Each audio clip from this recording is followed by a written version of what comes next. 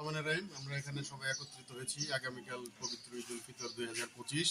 এই উপলক্ষে জনগণের দল হিসাবে, গণমানুষের দল হিসাবে, আজকে আমরা গণতান্ত্রিক দল হিসাবে আমরা বিএনপির প্রতিষ্ঠাতা শহীদ রাষ্ট্রপতি জিয়াউর রহমানের আদর্শ অনুপ্রাণিত দেশনেত্রী বেগম খালেদা জিয়া এবং তারুণ্যের অহংকার তারেক রহমানের নির্দেশে আমরা সকল মানুষের পাশে দাঁড়ানোর যে দৃঢ় অঙ্গীকার আমাদের দলের বিএনপির, সেই প্রত্যাশাকে বুকে ধারণ করে আমরা প্রতি বছরই আমরা জনগণের পাশে থাকি। প্রতিটি দুঃসময়ে, প্রতিটি আনন্দে, হাসি খুশিতে আমরা জনগণের পাশে অবস্থান করি।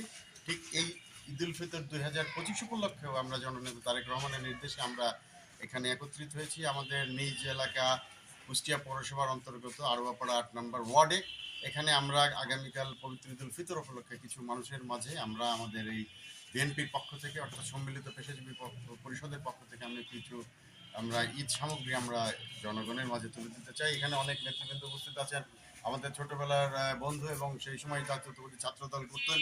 কুষ্টিয়া সরকারি কলেজে আমরা ছাত্রদলকে প্রতিষ্ঠিত করার পিছনে আমরা অনেক ভূমিকা পালন করেছি। আমাদের বন্ধু মাসুদ, আমাদের এখানে জেলা স্বেচ্ছাসেবক দলের যুগ্ম সম্পাদক জনাব সোহেল রানা সহ আরও অনেক, আমাদের 12 নম্বর ওয়ার্ড স্বেচ্ছাসেবক দলের কনভেনার আমাদের ঋত্বিক রয়েছে, আরও অনেক এখানে সিনিয়র নেতৃবৃন্দ আছে। যাই হোক, আমরা কথা বাড়াতে চাই না, যেহেতু কালকে ঈদ।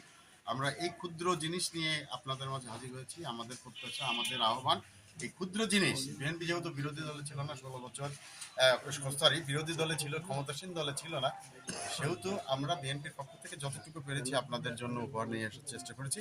আপনারা সাদরে আমাদের এই উপহার সামগ্রী গ্রহণ করবেন, এটাই আমার প্রত্যাশা। সকলকে আবারও আগামীকাল যে পবিত্র ঈদ উল ফিতর, সেই ঈদ উল ফিতরের শুভেচ্ছা জানিয়ে আমার কথা শেষ করছি। ধন্যবাদ।